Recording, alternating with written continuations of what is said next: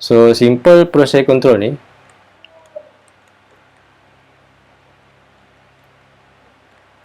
so kita boleh buat dalam block diagram lah. Okey, sebab kita nak highlight yang open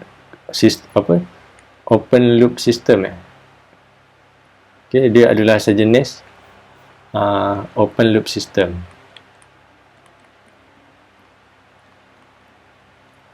So mula-mula dia ada control unit. Okey.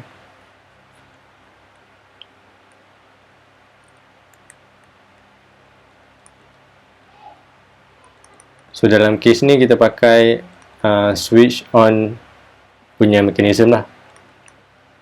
Switch off ataupun on. Kemudian yang kita nak tengok selepas ni adalah PID control. Okay, so yang ni kita simpan dulu. Kemudian control unit ni akan decide nak bagi signal apa. Okay, dia akan bagi CV punya signal. So dalam case ni dia akan bagi signal dekat heating power.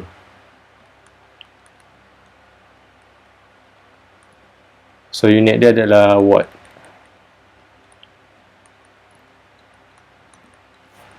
So dia akan dapatkan dia punya inside temperature lah nanti.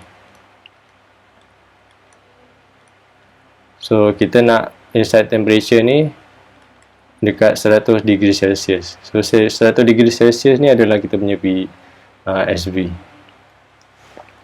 So selepas dia dah achieve 100 degree Celsius, dia kan kita dah cakap tadi kan, dia akan berhenti sebab dia ada timer.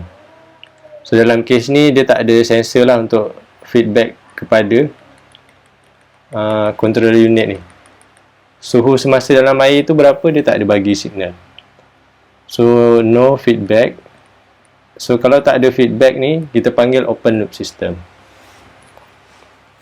So control unit ni apa? Control unit ni adalah controller unit. Dia seolah-olah adalah brain of a machine lah.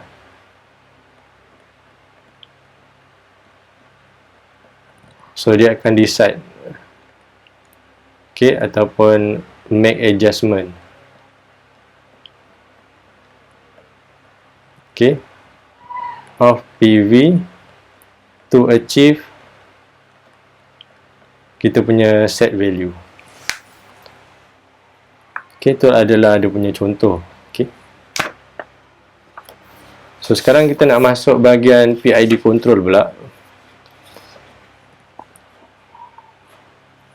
So saya punya explanation ni saya ambil yang paling simple lah, sebab kita nak fokus pada cara kita buat eksperimen nanti.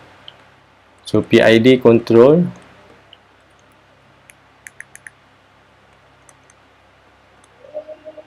so kita nak tengok contohnya adalah to control kat sini chemical level inside CSTR. So kita buat gambar rajah dulu. So mula-mula kita ada controller unit.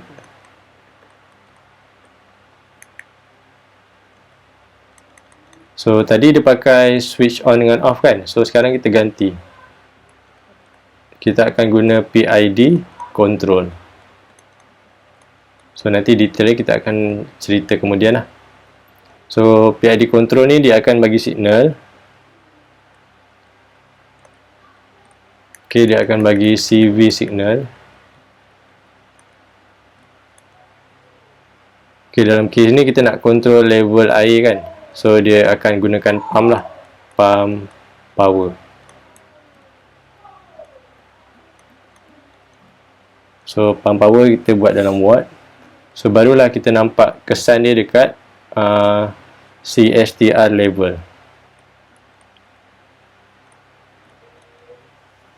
So unit CSTR ni meter.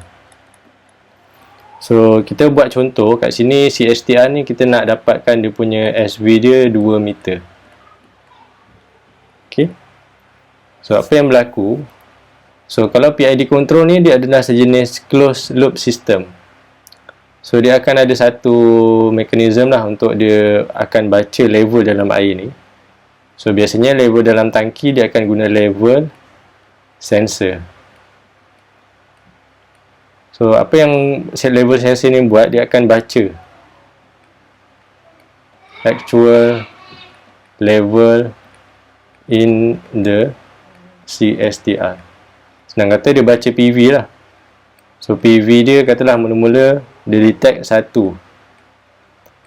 So nanti dia akan bagi feedback lah dekat controller ni. So ini kita panggil closed loop system. So dia akan bagi feedback.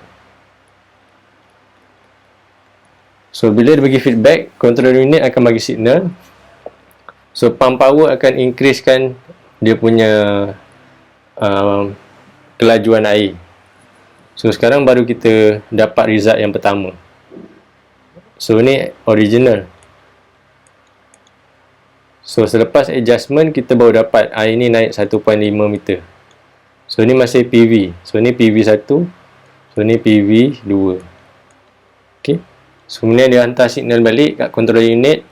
Okay, dia buat calculation, bagi signal dalam bentuk watt CV. Kemudian dia buat adjustment lagi. So level air yang kita target ni, kita dah set siap-siap, dia tak berubah. Yang berubah sekarang adalah PV.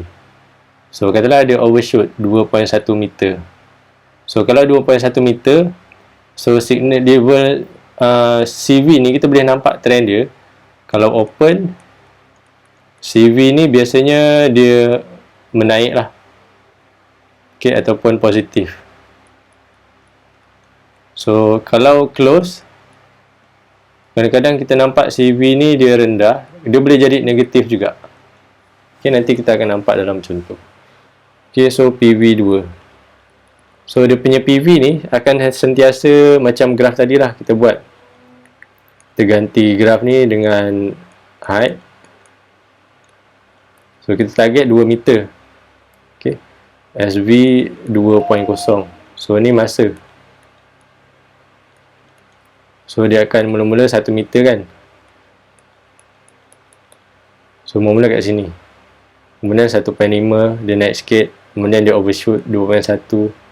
So biasa dia akan naik turun lah sampai dia steady. So PID control ni dia adalah satu nama.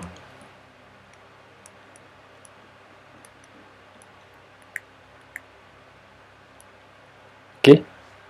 So kita sebenarnya tak perlu guna PID semua sekali. Okay.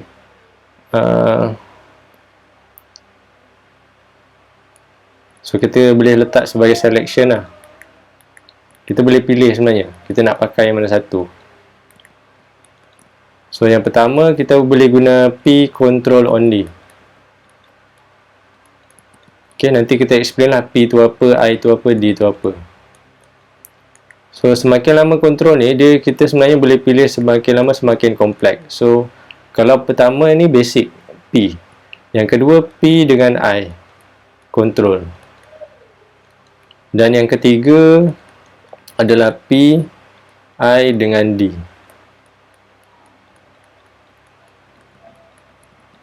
So ini adalah more complex. So in most cases ataupun in most scenario,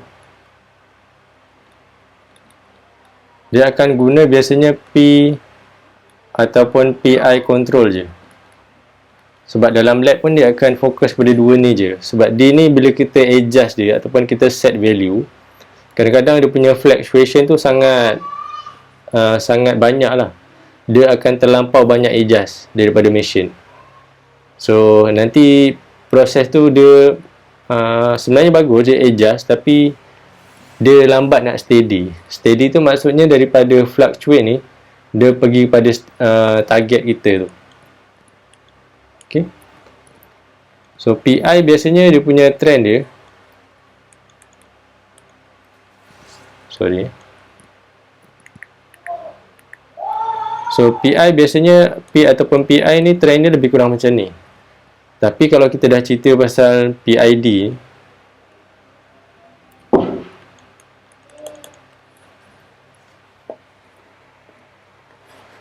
so bila kita dah cerita pasal PID control,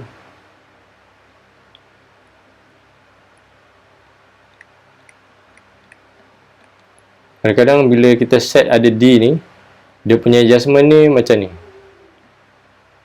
dia terlalu banyak. So dia susah nak steady lah. So steady tu dia dah dekat lah dengan kita punya target value tu. Macam ni dia adjustment dia terlalu banyak sampai susah kita nak set.